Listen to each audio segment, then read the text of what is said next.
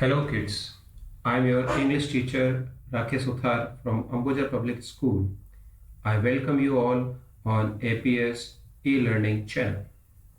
I am here with another lesson from class 7's literature book Honeycomb. The title of the lesson is Quality. This lesson is written by John Galsworthy.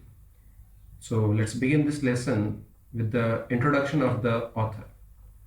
John Galsworthy was born on 14th August 1867 and he died on 31st January 1933. He was an English novelist and playwright. His notable works include the Forsyte Saga, which he composed during 1906 to 1921, and its sequels, A Modern Comedy and End of the Chapter. He won the Nobel Prize in Literature in 1932. The theme of the lesson is commitment, passion, dedication, loyalty, and honesty. So when you will read this lesson, basically this lesson is about a shoemaker and his dedication, his commitment for the quality work without compromising for anything. You will see this in this lesson. The leading characters in this story are two Geisler brothers, and the storyteller, our protagonist. Let's have an introduction to the story. This story is about a struggling shoemaker's dedication to his work. The author knows him as someone who thinks and works with the passion of an artist to the limit that the shoes he makes are masterpieces in themselves. But in the end, the story tells us about the sad loss of art and quality in today's world of mass-produced big brands and consumerism. Consumerism means where there are lots of customer and consumers are being, basically this entire trade business is based on advertisement. So let's have a summary of this lesson. Geisler brothers and the art of boot making. The author had known the shoemaker for many years because he used to make boots for his father. Mr. Geisler was the shoemaker who lived with his elder brother in their shop in London. The shop didn't have any signs apart from the name of the Geisler brothers. He used to make boots only on orders. Once the author questioned Mr. Geisler if it wasn't awful to make those shoes perfectly fitting into the feet they were meant for. The man answered with a heavy German accent that it is an art.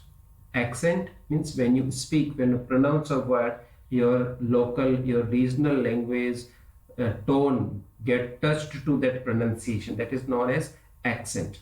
So here basically when the author questioned Geisler brother for the quality of work and for the fitting of that shoes, he said that it is an art. It means he worshipped his work, he considered that work as an art.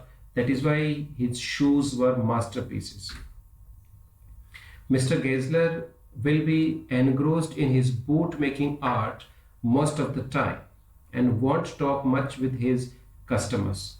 He strongly admired every piece of materials he used to work with.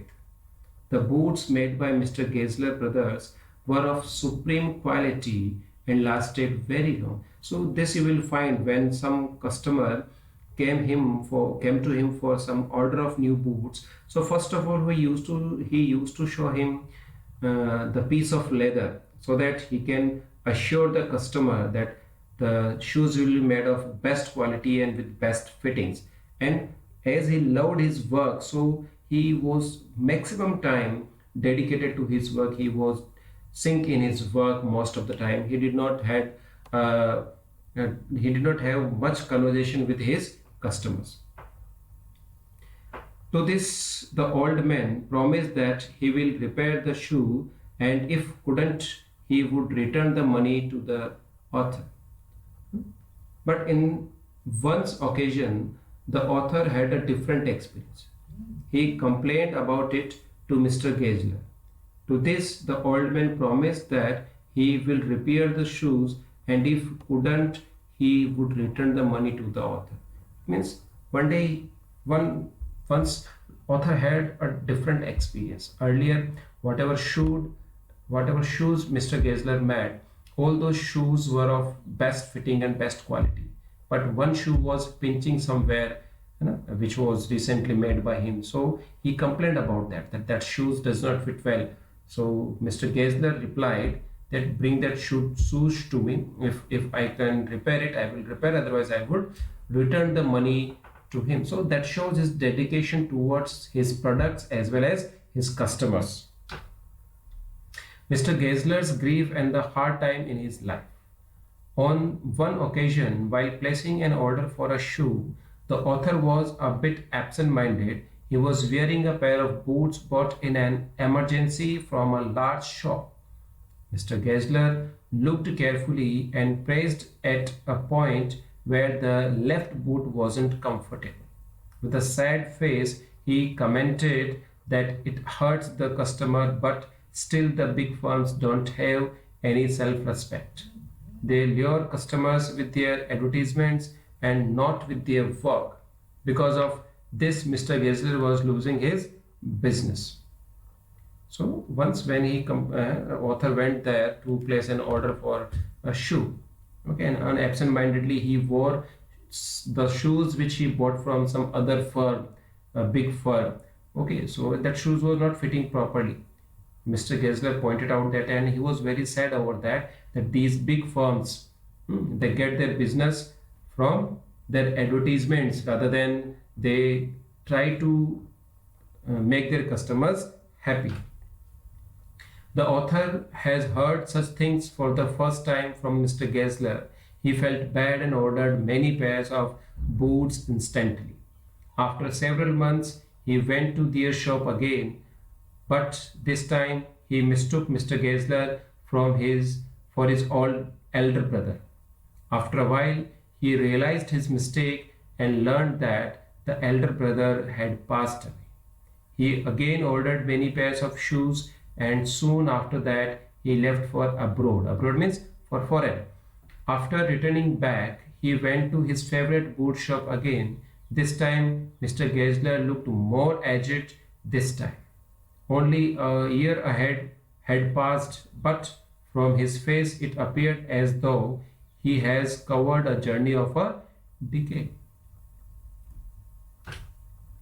The artists end but with a bitter truth. Mr. Gessler failed to recognize the author. The author, as usual, placed his orders, and this time the boots were better than ever. The author, one evening, went personally to thank Mr. Gessler for such a splendid work, but the nameplate was missing from the shop. He found an Englishman inside. The man informed him that Mr. Gessler had passed away and they have taken up the shop. The man further added that Mr. Gessler died of starvation.